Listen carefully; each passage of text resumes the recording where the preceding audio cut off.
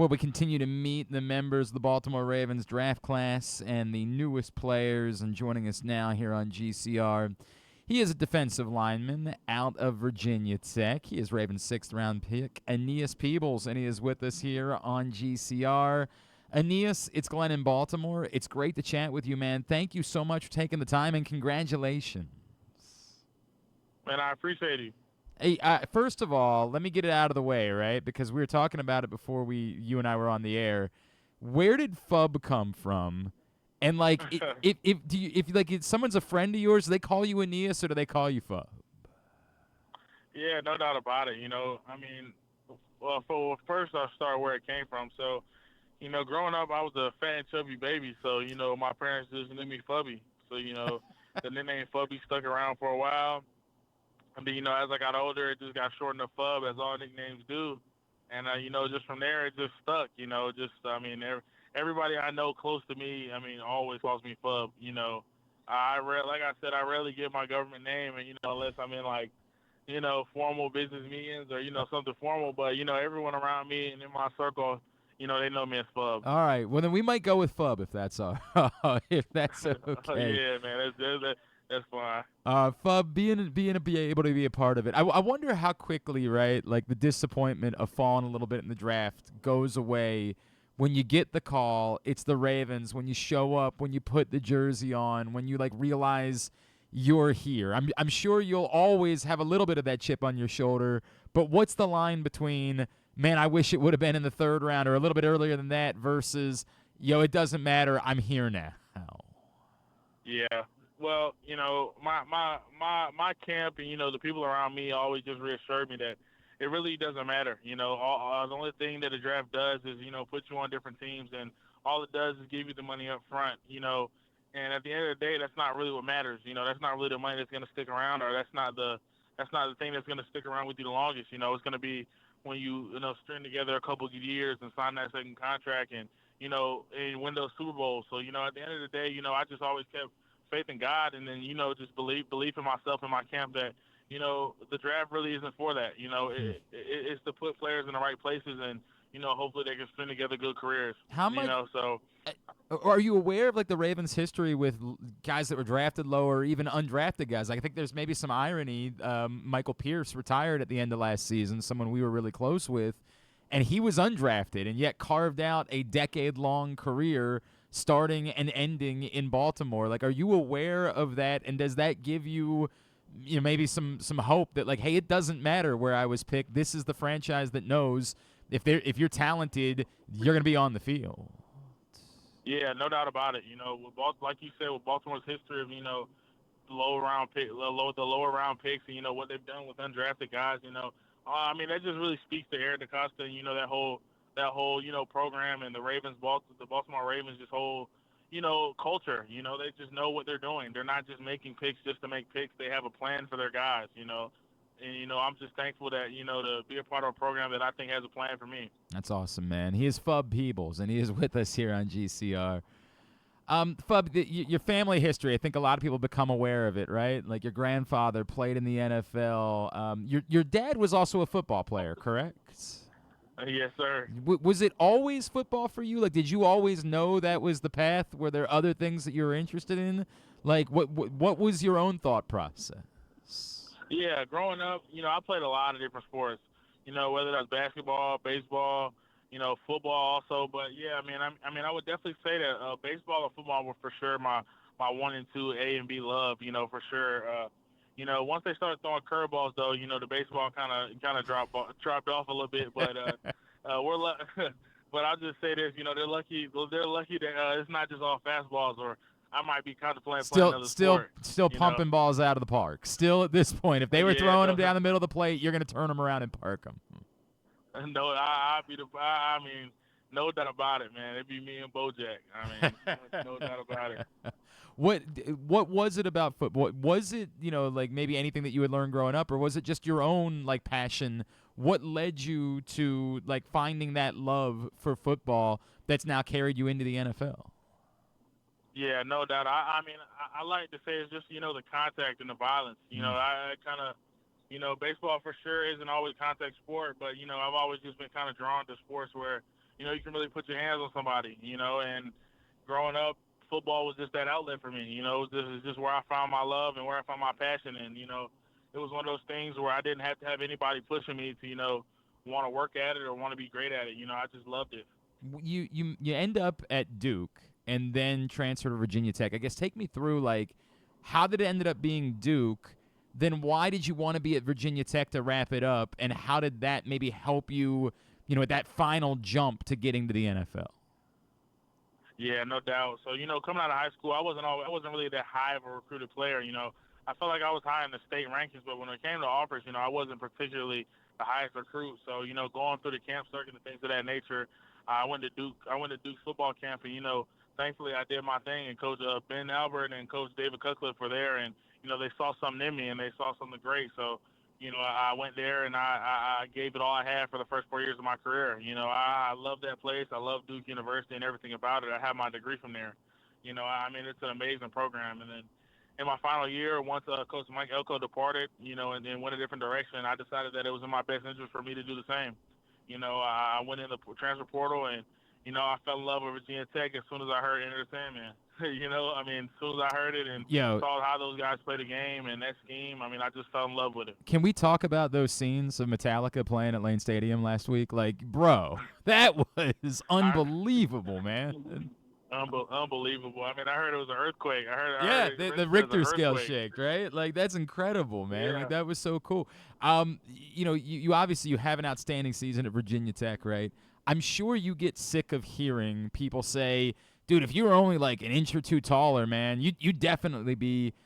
How much does that frustrate you? Your perception as being undersized, and why does it not matter? Why are Ravens fans going to learn that it doesn't matter in terms of what you do on the football field? Yeah, no doubt about it. I'll definitely just say I didn't know I was undersized until I guess the NFL draft process Right, yeah, started. literally around any you other know, human being, I'm uh, sure that you are not undersized. I really never thought about it, until I guess this whole draft process started. I just always just felt like at home being on the football field. I never felt like I was too small to play the game, and I still don't think that way now. Because there's no rulers and there's no measuring sticks on that football field. It's just pads and what you got between your head. That's about it. So that right there will just drive me every day. There's just the doubt. The doubt that you can't be my size and play the game. Just the doubt, the continuous doubt, man. That's why I play the game every day. I love that, man. I think that's incredible. We're chatting with Fub Peebles, Aeneas Peebles, if you will, out of Virginia Tech, now Baltimore Ravens defensive tackle. Fub, your pass rush win rate was exceptional, particularly for a defensive tackle. How much do you feel like that maybe is the part of your game that people miss? And I'm not trying to like set the bar at like you're going to be Aaron Donald, although I have no doubt that that's your goal and that's what you intend to do. But like, how much do you feel like people miss that as a defensive lineman, you have the ability to really wreak havoc in the backfield? Yeah, I think it's just the way the NFL is changing. In the older days, you're more used to seeing the premier pass rush guys be edge defenders. Mm-hmm. Guys like Von Miller and Chandler Jones and those kind of guys. You're more used to seeing those guys be the primary pass rushers, and you're not really well. And as we see, with the current success of the Eagles and their interior pass rush, the game is just changing. You've got to be able to create pressure on the inside, and thankfully, that's one of the things I pride my game off of, being able to get to the quarterback. I referenced at the beginning, obviously, your family, and I know your grandfather passed away a few years ago, correct? Yes, sir. How close were you with him growing up, and were there things that you learned that you carry with you now as a football player, and what does it mean to kind of, I don't know, continue his legacy a little bit? Yeah, no doubt. Just that underdog mentality. Although my grandfather was, a first-round pick, it wasn't like he played for the University of Alabama or the University of Georgia. He came out of North Carolina Central High School. College, was the HBCU here in Durham, North Carolina. He was the first-round draft pick ever from that school. So, just that underdog mentality. It's just kind of been something that's just who my family is. That's just how we operate. We've never been the type of family who receive their flowers in the front end. We've never been the kind of we've never been that kind of family. So I love to continue that. Continue that. You know, I look for my flowers in the back end, not the front. I So love that. I love that, man. I feel like that sort of fits the mentality of what we've known the Baltimore Ravens to be over the years, correct? no doubt about it. I mean, it sort of seems like a perfect marriage in that way. There's also the geography thing, right? Like just staying on the East Coast, not terribly Yeah. far from home. I imagine that like maybe like your family wouldn't have minded if it was Carolina, but like they got to be pretty fired up that it's here and that it won't be hard for them to get up and get the games. Yeah, no doubt about it. My dad was fired up about that part. I mean, that's cool, man. Like, that's a really cool part of this. What about, I mentioned you being here last weekend, putting on the jersey for the first time. Can you, as much as the phone call is cool, like, can you take me through, like, your emotions the first time you saw the jersey, the first time you put it on? I know it's not a game yet. I know those things will be, but, like, what does that mean to you knowing everything that you've put in to trying to get to this point? Yeah, I mean, I was filled with emotions, when I first saw that jersey, but it really just takes me back to, when I was a kid, just my first time ever seeing my middle school jersey or my high school jersey, just it always feels like the beginning of a start and then the end of something new, I mean, every time I pick up a new jersey, it feels like the end and the start, that's the best way to describe it, whether, you know, when I held that Ravens jersey in my hand, it was just like this is the beginning of something new, but now it doesn't matter what I did in college anymore. Being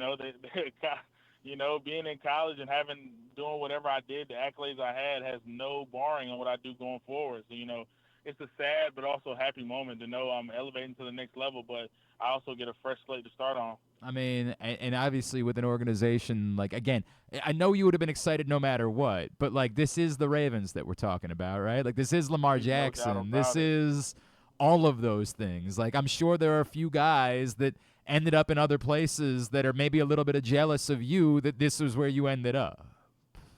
No doubt about it. I mean, that's what we like to hear. Did I see Yeah. correctly?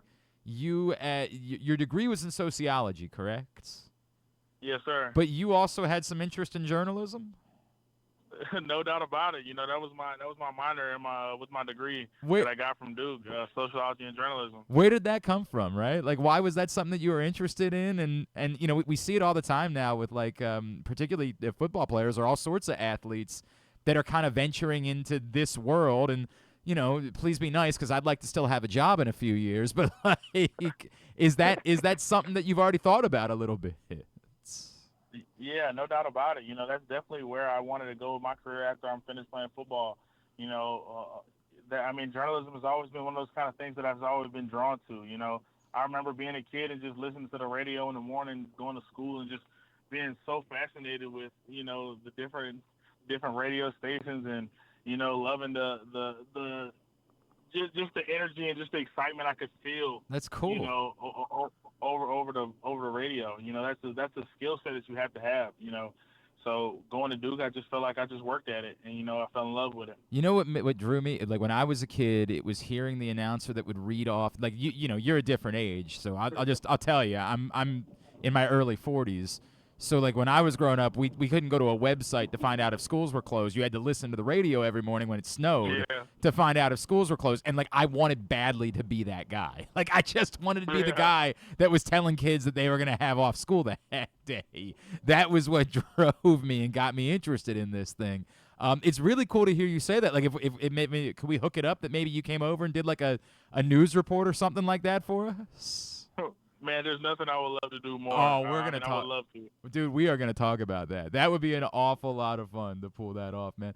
What else? What other interests do you have when you're not playing football? We just want to get to know you a little bit more, man. Like, what makes Fub Peebles go?